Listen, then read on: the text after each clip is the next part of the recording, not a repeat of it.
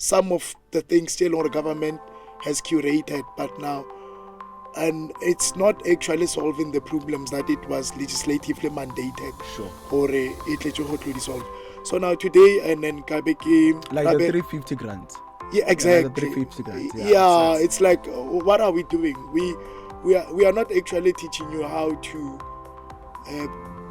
catch the fish, but we're just giving you the fish. Sure. Then how hoja, what now happens? Yeah. There's no one who's gonna hold a gun against you and say you must be BBBEE compliance. It's voluntary. However, if you decide to be in business with me, and I have a B requirement because I drive a transformation agenda. I see the opportunity in the framework, and I want to meaningfully participate and grow the economy of this country and transform this country. I might impose, as part of engaging with you, that I have a requirement for you to have certain BBBEE credentials. The Groundbreakers, Mondays to Thursdays, 7 to 9 p.m. on TUTFM.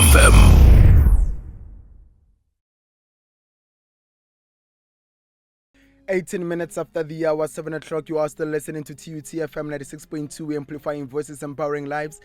I have to then say good evening, South Africa. Good evening, Soshanguve, Pretoria. Welcome to another edition of Kasi Entrepreneurship. This is where we shine a light on the hustlers, the builders, and even the visionaries driving economic change from the ground up. And tonight we are then zooming in on a hot topic that affects every entrepreneur that is trying to break through the glass ceiling of the South African economy. We're speaking the broad-based black economic empowerment, or one can then say BBBEE, or BBBEE rather. We want to understand, what is it and what is it not? And most importantly, how can it work for small businesses instead of then just being another compliance hurdle? And to unpack all of this, we'll then definitely be joined by seasoned transformation expert, Mr. Tshidiso Serei, who has then made his mission to turn the BBBEE from a policy on paper into a powerful engine for sustainable, inclusive business growth. Later on, and not even later on, but within the same conversation, we have Mr. Kabelo Makopo, who's now the founder and of the black-owned multi-sector powerhouse Makopo Holdings. We'll then weigh in with some practical experiences from the front line of owning and running, or rather growing, a proudly South African business. And I'll tell you this. So if you are a township entrepreneur, a small business owner, or someone who's looking up to better understand how to build a transformative business model in this country, this one is for you. So don't go anywhere. Let's get into it. 20 minutes after the hour, 7. Let's do this. Gentlemen, good evening and welcome to the show. Good evening, Mr. Madisa, and good evening also to the listeners at home. Good evening, Mr. Madisa. Good evening to your listeners, and thank you for having us. Definitely. Yes. I think because of the, should I say issues? Lisaja will definitely strangle me if I then say technical issues. He will fight it up. But let's try to then go back a little bit, get an understanding of why this particular segment, why Mr. Makopo then decided to have the Kasi Entrepreneurship for those who were not there when we started, so they get a clear sense of what is happening on this particular platform. Yes, on this particular platform, actually, the desire of our hearts, we actually want to encourage the spirit of entrepreneurship amid the challenges the country is facing them. Yeah. I think on the previous episode, we spoke much about the unemployment in this country. Sure. And more precisely because of, and how the demographics, they are very skewed, but they don't participate that much broadly in the economy, mostly black people. Sure. Simply because I don't actually want to make it excuse after 31 years of democracy, and I still want to point back to apartheid. But the thing, we really need to be honest enough to say, indeed, the legacy of apartheid systems, we're still living with them. Yeah. But now, beyond that, I think our government made a lot of efforts to try and redress those economic exclusions of the past. So they came up with a lot of things just to try and make sure black people also, they partake in the mainstream of the economy. Sure. So now this show, it's all about to say, we're trying to encourage people to say it's high time that this race, black people, it's high time that now we really need to participate, not only as the resellers or something. Sure. We really need to come up, own the productive assets in this economy. Yeah. So now the show, it's all about encouraging the entrepreneurs. That is why we Kasi Entrepreneurship, because most focus go but study businesses these days. We always want to start very big. No one wants to start small, kokasi, and to be quite honest, just to reiterate what we said before, start dealing way too small, and now they're big. Now they're big. Sure. Those are the enterprises, and they are not just big, but they also created sustainable employment. Yeah. Yes, and then the show today, it's all about, we just want to look at one of the efforts our government came up, yeah. And then there are a lot of things, only criticism, only a lot of things, more especially like this thing, but now, how can this, because it's not, some sectors of our society, they feel like it's just the exclusionary system, or it's just the reversal system of apartheid. Yeah. And then some, they're saying, no, but this thing, it's just like some of the things still our government has curated, but now, and it's not actually solving the problems that it was legislatively mandated. Sure. So now today, and then Kabeki, like the 350 grants. Yeah, exactly. Like the 350 grants. Yeah, it's like, what are we doing? We are not actually teaching you how to catch the fish, but we're just giving you the fish. Sure. Now how hoja, what now happens? Yeah. Now, and I believe great minds think alike. I was gonna make that example of the fish. Yeah, I was gonna make that example. Yeah. Yeah. So now, what we are saying, somehow now I still believe BBBEE. It's just a matter of the execution, or maybe some of us, we don't understand, or how can we, as a small business, how can I benefit? Sure. Yeah. And that is why we said, no, let's just invite someone who will be able to unpack. Because now we think BBBEE, contract, and then you and then after then you buy a Ford Ranger after your first invoice, and that is so that we confuse it. Let's be honest, we confuse it. It's more about we think, or how really it's BBBEE. Yeah. But on the other side, they are saying no, it's actually discouraging, especially big business. Or the smaller business, it's not that too much hurdle when it comes to compliance. But when the moment you become big or quite sizable, now big business, some of them are saying no, but this thing, it's actually discouragingly investment, direct investment in the country. Yeah. With the good example, Elon Musk, to say no, I mean, I cannot just bring my business here for someone or I get 30% of that. Yeah. And some are actually saying no, the whole thing needs the reset. Yeah. The whole thing needs the reset. It only made few political elites to enrich themselves. Yeah. And majority are still marginalized. Yeah. Majority are just still at the bottom end of this economy. Sure. So now, and today, that's where we will be focusing to say no, but what is actually the BBBEE? Yeah. Can we just unpack the whole thing, or how do we like a BBBEE? Sure. And as a small entrepreneur, Kasi, honele mo intachang or honele mo elong hore ekang khola ka hona na. Sure. So and then that is why we brought, and it's no way hore ka like a BBBEE without talking about the transformation. Sure. So and that is why the man next to me, Mr. Sidiso Serei, he's here as a transformation strategist to actually, he will do the bulk of the talking today. Sure, yeah. And I'm happy I will be on holiday. Finally. Vacation. Yeah. No, let's bring in Mr. Sidiso from there. Khrotmaniako Kanana 018 Makasana. Yeah. Anything that you want to add on with what Mr. Makopo was then saying before we get into the deeper issue? I think I agree. Our government creates dependency. Oh yes. And if you create dependency, you create an even bigger problem. Sure. Because those that are funding the dependency sooner or later are going to be tired. I'm going to be tired of paying my taxes for someone to just queue for 350. Sure. So the moment I get tired, I as a South African, as a proud South African, as a patriotic South African, I might just decide to disinvest in South Africa. I might just decide that I'm not going to feed another 350 and I might pick up my talents and skills and go elsewhere. And leave, right? So, yeah. It's very sad. Let's get into this then.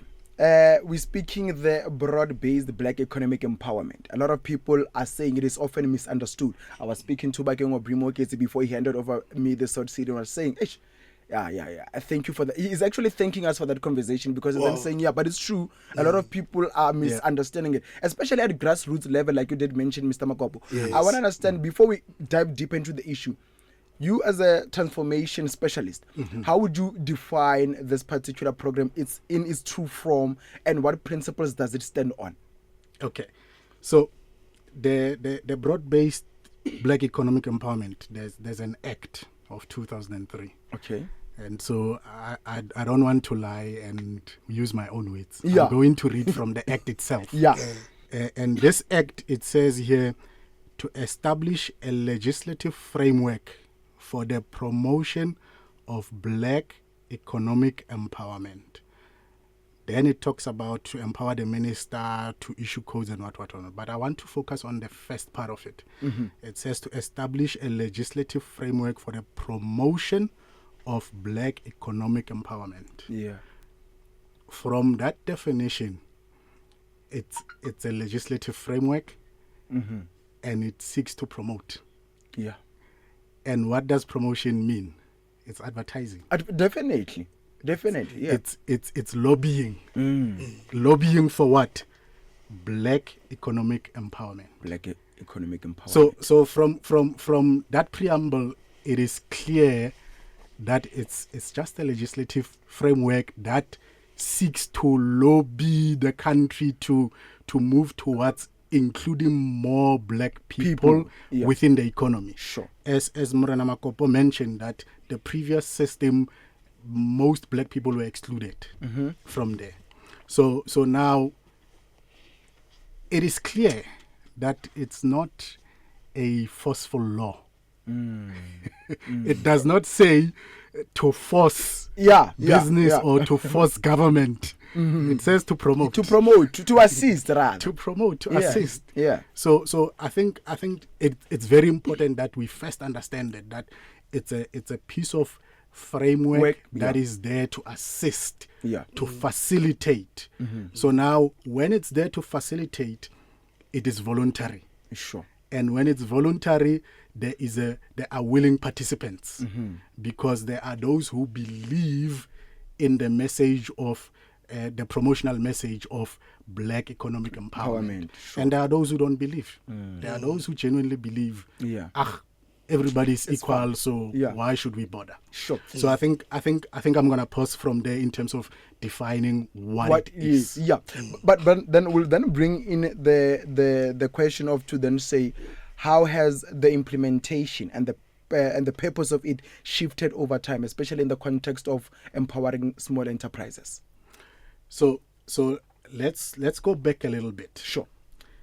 I made the example with Mr. Makopo the other day that as a black person, if he says he's not economically active, meaning that he's not empowered to participate in the economy, I can give him a 100 rand note and he can walk into KFC and buy a piece of meat. He participates in the economy. Sure. I have empowered him to participate in the economy. Yeah. But have I transformed him? Nah. That's a question. Yeah. There's a story of a 100 note where there's a guy who walks into a small town. He hands the note to the hotel owner, and then the hotel owner owes somebody and whatnot. But the moral of the story is the 100 rand note makes its circle and it comes back to the guy. Yeah. And the question is, Was there any economic activity? Yes. Were there any lives changed? Was there any transformation? So I think it's important to understand the concepts. Yeah. So the BBBEE is what it is. It's just a framework that facilitates. Sure. Transformation on the other is a completely different thing. The framework facilitates, but the transformation, and I think this is partly where, as a country, we have been we strayed. We haven't necessarily defined the transformation agenda. Sure. We took it for granted that the piece of framework will lead to it. Sure. We haven't said, as a country, this is where we are and this is where we want to transform to. Sure. The NDP was an attempt. So your question, where did it fail? The framework is there. Then what happens is government uses the framework to try and motivate implementation. Through government procurement, then they say, if you want to do business, government is the biggest spender, is the biggest buyer. So government then says, if you want to make business with us as government, these are the legislative requirements, and BEE is one of them. Sure. You need to have a certain level of BEE level and some ownership and whatnot. Sure. And thank you for that clarification, because I was going to ask you this, to then say some companies see the framework as merely as a compliance tool, right? While others see as a strategy for inclusive growth. I wanted to understand what is then the difference between using it for compliance versus using it to drive meaningful transformation. So using it for compliance, BBBEE is voluntary. There's no one who's going to hold a gun against you and say you must be BBBEE compliance. It's voluntary. However, if you decide to be in business with me and I have a BE requirement because I drive a transformation agenda. I see the opportunity in the framework, and I want to meaningfully participate and grow the economy of this country and transform this country.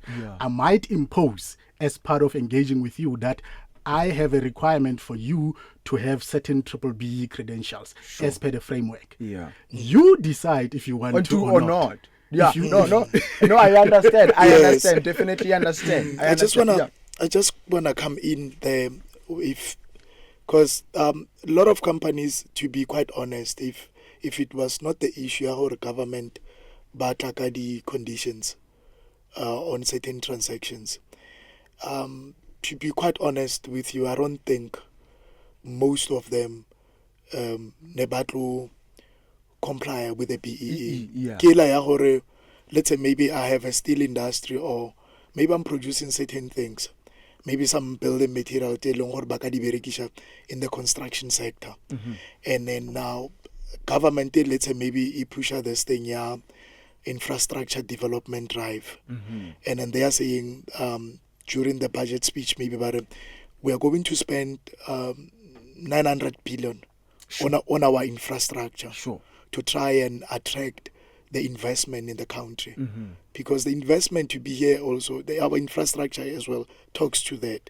You cannot want to invest in a country whereby you won't be competitive. True. If my raw material, if I want to set up a factory here, and my raw material will be coming from maybe where are our ports, and then that's the cheapest way of transporting the material to the factory. And now government now tends to say, okay, now in our infrastructure, because this is our project, whoever is going to build or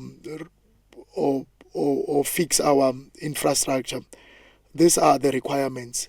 We want the steel products, maybe the reinforced over 70% they must be locally produced. And then the penalties. And then now those companies, now they will be forced to, whoever was running project, they are build that stadium, will be forced, because of that condition, will be forced, not necessarily to say the person believes in the transformation. But now the person will be forced to procure 70% of the local construction material, and then the balance of that,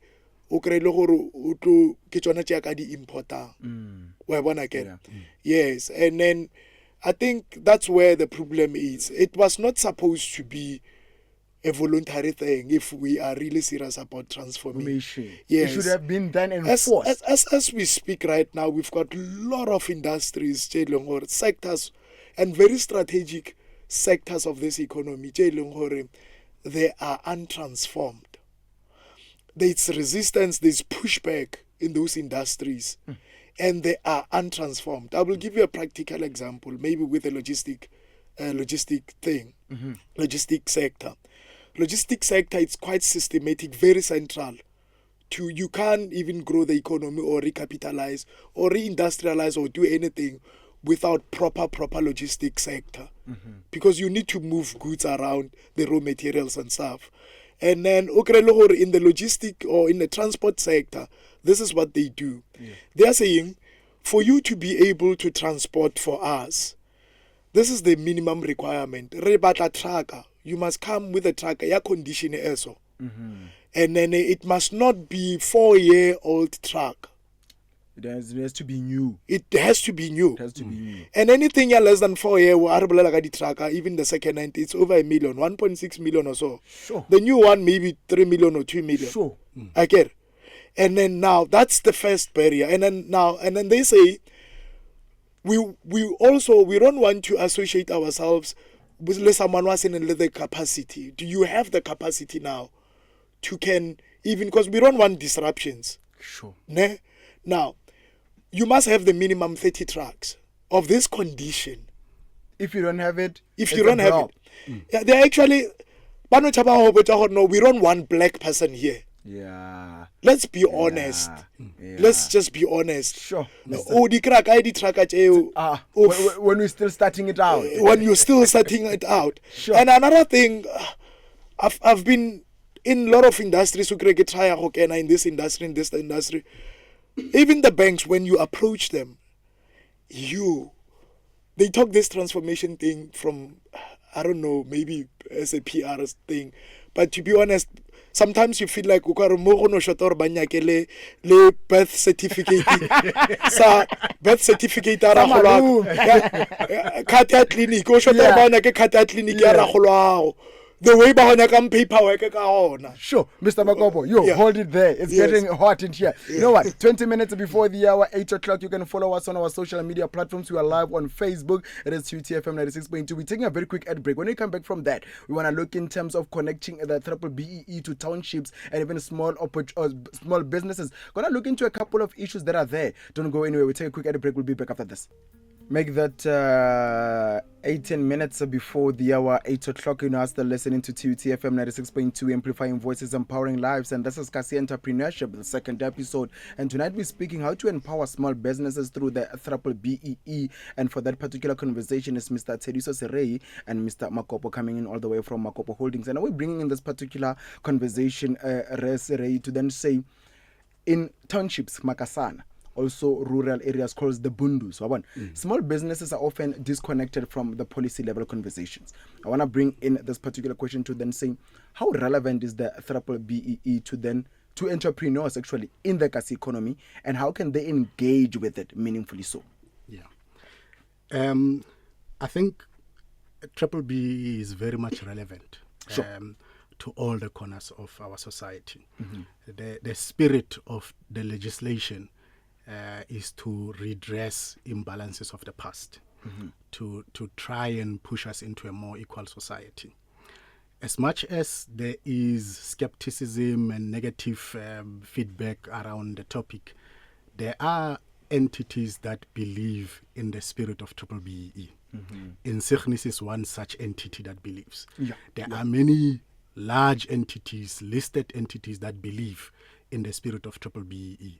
And from that point of view, they actively engage, not just for being the best level, but they actively engage because they believe there's value to be added.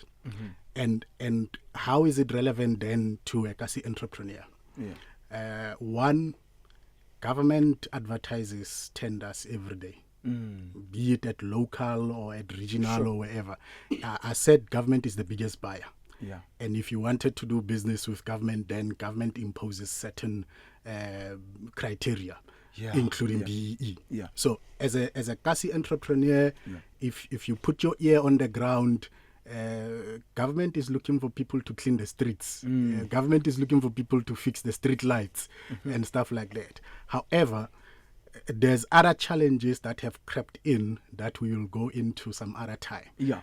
Challenges of the mafia, challenges of tenderpreneurs, challenges of people that have taken ownership and have made sure that only certain people get these tenders and whatnot. But we'll talk about it some other time. Sure. But for now, as a Kasi entrepreneur, most likely, 9 out of 10 times, you are already a level 1 BBBEE contributor, which is the highest compliance level.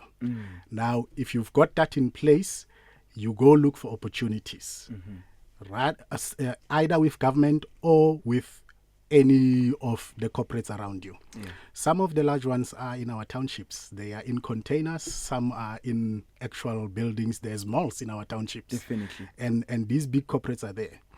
I said the last time that, in fact, Makopo started by saying he was on the journey already when opportunities located him. Sure. So if you are on the journey already, you can walk into one of these corporates and say, I'm a Kasi entrepreneur. This is what I have to offer. What is it that you have to offer for young Kasi entrepreneurs like myself? Sure. Bring value to the table. There are various elements on the BEE scorecard where corporates can assist Kasi entrepreneurs. Sure. We can go into those, but I think first and foremost, as a Kasi entrepreneur, understand that BBBEE is voluntary, but it can be a door. Don't go begging, expecting a handout. Prepare yourself. If you are cleaning like Makopo started out cleaning, prepare a proposal, value add, and then go knocking and say, who does your cleaning? Can I do it? And I'll come to that, Mr. Makopo. I'll take a question for you shortly now. Yes. We'll definitely look into that. You know, I was doing a little bit of research and I found out that when, small business hear about ownership, skills development, or even supplier development within the particular BBBEE, they say it feels overwhelming. I want to understand, what are the most critical elements of the scoreboard for small businesses to then focus on? All right. So as a start, Kasi entrepreneur, there are 2 immediate elements that you go to. Sure. Supply development, enterprise development. Okay. Enterprise development and supply development are similar. The difference is supply development is for somebody who's already supplying you with something.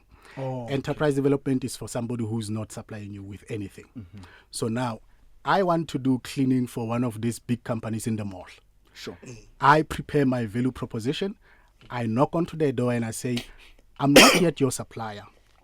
I would like to offer my cleaning services. However, I don't have enough funding or I don't have enough resources. If you assist me with 1, 2, 3 through your enterprise development, I will be able to get to this level and become your supplier. Okay. That's a start. That's a foot in the door. Sure. Once that half the time, most corporates will say, we already have initiative in place and whatnot. And some of them will tell you it's from head office, they're regulated from head office or whatnot. Yeah. Fear not. Insignis is here to facilitate those conversations. So we were looking for that word just yesterday, foot in the door, foot in the door. This gentleman is also having his own company. He was waiting for this particular conversation. Coming in from Tuesday, was like, I missed the first one. I said, Takadi to chief, this gentleman are coming back. Ramakopo, let's come into you, right? Yes. To then say, I want to understand from your own perspective as a founder of a 100% black-owned consortium. Yes. How has the BBBEE influenced the growth? And even one can then say, because you hold a lot of companies, but the diversification of Makopo Holdings across these various sectors. Yes. I think I've been saying it even before, actually the function of God's grace. Yeah. But more than anything, you really need to position yourself. What happened with me, this is how I got help, and I cannot lie, because to be honest with you, Triple BEE, if it was not legislative frameworks like Triple BEE, I don't think some of the things you have done. Yes, Yeah. I was able to amass such greatness in certain areas of my business because of the push that already the government because the government made the environment to be just like that. But if now in my journey personally, this is what happened. I got retrenched, and in my whole life I was just a garden boy, but I don't have a technical skill whatsoever. I did not have that time. But because of the Triple BEE thing, what happened is, you don't need to have the skill to be a cleaner. You don't need that much to learn these things. Now, my client then made some initiatives to say, as much as I'm going to give you this contract of cleaning, but this is how it must be done, because it was more of a specialized cleaning yeah, services. for sure. And then what he did is he allowed me and he gave me resources, because that's where we start. Because most people, they believe that for you to start a business and grow, you actually need a capital right from the start. Don't we? Don't we? Not necessarily. Not necessarily so. Not in my necessarily case. always. Oh yeah. Not in my case. But I've been looking around, but now in my case, no, I started ka zero. Yeah. Ka 0. Ne? Now what happened ke hore, now my client back then, Unique Iron and Steel, what they did, they bought the material. Okay. Ne? And then all what I needed more than anything was the willingness to do it. Sure. Ne? And then they bought the material, and then I have a reka material, and then now I employed people, but more than anything, they showed me how to do it. And they were patient enough, because there's a different thing when you do cleaning for any other smaller business, and when you do it for a bigger company. Yeah. Ne? Because, and especially when you do maybe the hygienic part of things, there are certain things that you really need to maintain them. So, but I did not understand how the whole thing is done. But they were so patient enough to can even borrow me their resources. Oh. Because now it was an insourced, this function of cleaning, it was actually, the company was doing it themselves. Yeah. But now they said, no, we just want to focus on our core competence, the real thing, our real business. But now we want to outsource this cleaning function. Yeah. But now, just because they are the ones who know their factory, how it must be cleaned. Yeah. Because we were cleaning the rolling mills. The rolling mills, if you don't clean them in between the intervals, and if you don't clean them the way they're supposed to be cleaned, you may have a production breakdown of more than 3 hours. So they basically took you and by the hand and showed you the They ropes. showed me, yes, Yeah. The development part. the development part of this thing. Yeah. Yes. Yeah. And they were so patient enough to show me.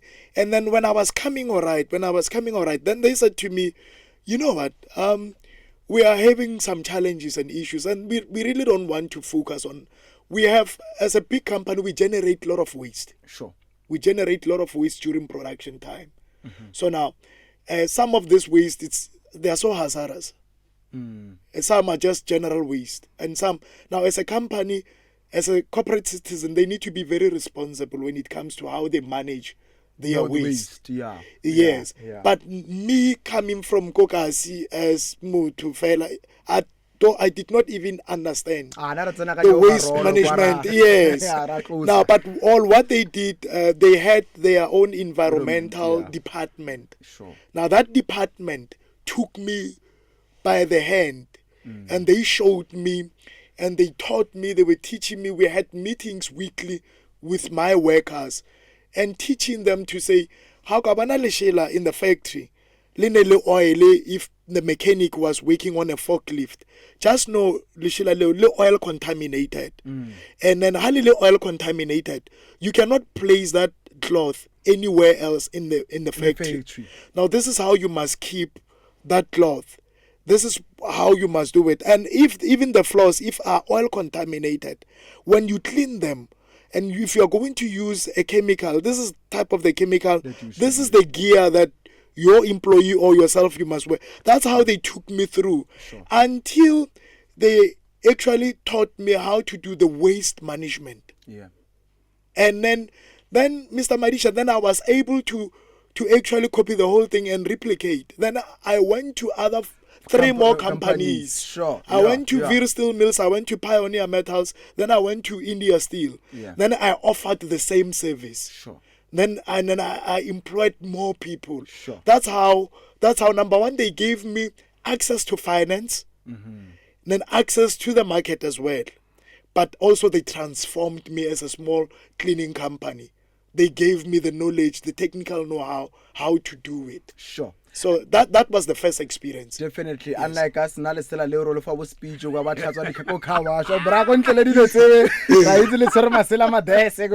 now very understandable. Let's come into you, Mr. Seray, in terms of a strategy. I want to look into strategy, integration, and real impact, right? You've worked across multiple sectors, helping, small organizations or even young organizations in terms to align with the BBBEE.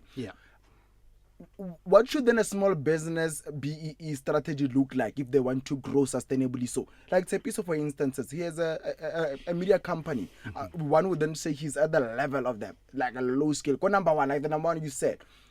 What strategy will it look like if they want to grow sustainably? So, what does their strategy look like? I think we spoke about vision the last time. And you need to stay true to your vision. But also, I think it's important to distinguish. Half the time we want quick wins. We want to get rich quickly. And that derails us. I think growing up, we've seen parents who have been doing the same thing over and over, and they've raised us, and they've never aspired to blow up and own malls and whatnot. But the part of the challenge with the current generation is it's very quick to want to blow up. So your strategy then is going to, we are very quick to say, I want to own a major media house and do this and do that. 2025 Maybach. So in terms of strategy, I think one needs to be true to themselves. And understand what is it that you offer, where you're offering it. Because some of these things you may dream that you want to have a big media house, but you are the media. So tomorrow, if the bus runs over you, God forbid, it's gone. It's gone. So part of what goes into your strategy is thinking about that. Do you want to scale? Is it scalable? And if it's not scalable, it's okay to stay in your corner. And do what you need to do, and you can still be sustainable. So I think in terms of strategy for Kasi Entrepreneurs, Makopo had a car wash, and I ran it for him for a couple of months and maybe to a year. One of my frustrations was I tried to turn that car wash into a production line. And my frustration was there's a culture that car wash you go to chill. And you park your car there and 2 hours is fine. But we live in a fast-paced world. If you take your car to a car wash, you need to be in and out in 40 minutes. Chilling should be discretionary. And for a long time I tried to get it to run like a production line where a car comes in and you need to check the clock how it goes. That car wash is gone today because I couldn't get the culture right. The people stuck to it's a car wash, people come here to chill, I can hold on to your car for 2 hours. That's part of the problem. That we don't realize what is it that we are offering to whom are we offering it, and therefore we can't have the right strategy. Sure. And you know, I think if it's not yesterday or the day before, I was listening to this particular guy was saying, people buy relationships. There's no one who's gonna drive from Hammanskral, Atlego Soshanguve for the car wash. They could have gone anywhere. The relationship there, they buy relationships. Exactly. And also, I have a problem with, and God, if they come with guns blowing, let it be so. Come on. Yes. I have a problem with the Kota restaurants, guys. Yes. They're called fast food businesses. I can't wait 30 minutes for Spar. Exactly. If it's supposed to be fast, it's fast. Then let's remove the first one. Even food. Remember food. Or fast food. Yeah, 2 hours for Spar track, no problem. Ladies and gentlemen, 30 seconds rather before 8 o'clock. We're gonna take a quick ad break. When we come back from that, we'll then close up some of the remaining issues that we're dealing with. And remember, tonight we're speaking to Mr. Tsidiso Serei and also Mr. Makopo coming all the way from Makopo Holdings. We're speaking how to empower small businesses through the BBBEE. And I'm sure Tsepiso already now is inspired because you get in the level of things. Obaking Obrimo gets a live chat saying, I want to understand how that works. Now you do know how it works and will definitely keep on pouring down into your knowledge. Don't go anywhere. We'll be back after this. No lie. 3 minutes after the hour, 8 o'clock, ladies and gentlemen, we're then wrapping up this powerful conversation in terms of Kasi Entrepreneurship. We're then speaking how to empower small businesses through the BBBEE. And remember, we said we're speaking to Mr. Tsidiso Serei and also Mr. Makopo coming in all the way from Makopo Holdings. And this is the last part of it. A lot of key issues were not then discussed. We're still going to keep talking more about them. Don't then deter to then say, but no, I wanted this particular information. I did not get it. We're still going to get it. That's why I then say, send in your questions on 012-382-9257. That is 012-382-9257. Even if we are not here, continue sending them. When these gentlemen come in once again next week, the questions will be there. But gentlemen, because we're closing in, I want to take this last 2 questions, or rather, give you two, and then we'll close it off. And this is terms of looking ahead, coming from you, Mr. Serei, transformation with purpose. To then say, let's start it off here. Policies must evolve with context, right? And South Africa's economy is constantly shifting. I want to understand what changes or improvements would you suggest to make BBBEE more accessible and relevant to all small enterprises? I think first and foremost, we need to have hard conversations. We need to review whether this policy has worked or not. Is it working or not? Sure. And decide whether we want to continue with it or not. There's a lot of people that are saying, let's can it. People are looking at the economic growth over the last couple of decades and they're saying the economy hasn't grown. And what has this policy done? It hasn't grown the economy. So why are we still insisting on it?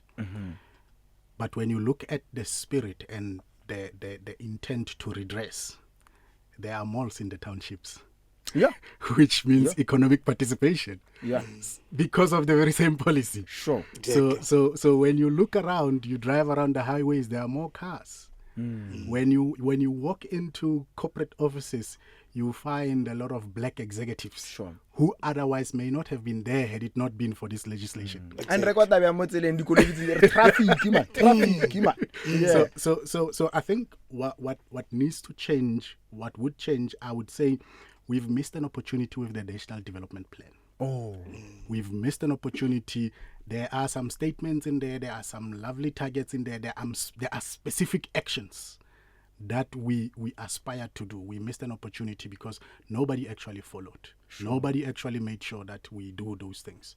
So if there was any change, I would say let us resuscitate the National Development Plan and let us stick to those targets. The people that are keeping track of the global development goals are keeping track and they're reporting on them. They're saying this is what today in this room there's 5 of us, probably 2-3 of us have seen the NDP. Most people don't even know what it looks like. What is it? So we've missed an opportunity. If there's any change, I would say let's resuscitate that. Let's be intentional. We need an economic development plan in South Africa. Sure. Mr. Makopo, looking at time, I'll definitely give this last question to then say, for those who are then inspired by this conversation, right, and want to start engaging with the BBBEE, but have limited resources, what advice or resources would you recommend for someone that are starting their journey? I think talking to the resources, I think it will depend as well, Hore, ke business if that you want to start. I give you example. Now my first resource, this fire within me, this motivation that I want to do it. And no one owes me anything, triple BEE or not, no one, not even the government. No one owes me everything. I need to start and do it. Now, I will give you another practical example, which is the last one. I will just try to put it within 1 minute. Now, I am in a telecommunication space. Yeah, you did mention. Through one of my businesses. And, the value of building a tower, it's millions. And or if those components, they provide connectivity. Sure. And for you to be a telecommunication company, you can't have one tower that will exist. You need to be across all the sectors. Yeah. Now, what happened, for example, this big telecommunication company, I'm sorry to say its name, MTN, what they did, they went to small businesses. They went to small businesses. They said, we want to tap into this market. Yeah, this small business. We've been providing this retail customers, maybe airtime, but now we want to provide certain solutions to small businesses. But now then they realized the people that can play in that market, they are already there. They are touching the ground. There are a lot of companies here, businesses still. A lot. Number one, they need connectivity. Sure. But look at the router. But how we are to any other restaurant, they are tills. They are tills. They are using airtime because they are cloud based. Sure. Or when they are using data. So now who's selling that data to them? If it's not a big company somewhere, then what they did, they went to the small businesses. As long as you have the business, now they are saying, can we tap into your ecosystem? Already you are here. If you build that ecosystem already, what they do, they tap into your ecosystem, and then okay, we will make you a small telecommunication company. You will provide the services that we provide. We will give you the backing. We will give you our technicians. We will give you our engineers. We will give you all these things. All what you need to do is to establish a company and then find business. Then they give you all the support. You don't need funding there, Mr. Madisa. Sure. Let's be honest. I managed to build a team, sales and marketing.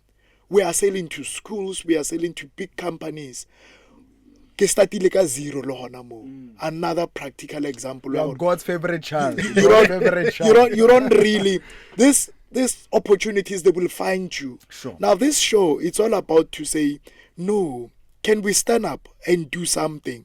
We don't want this show or this segment to be another talk show. Now we want to see a tangible impact. Sure.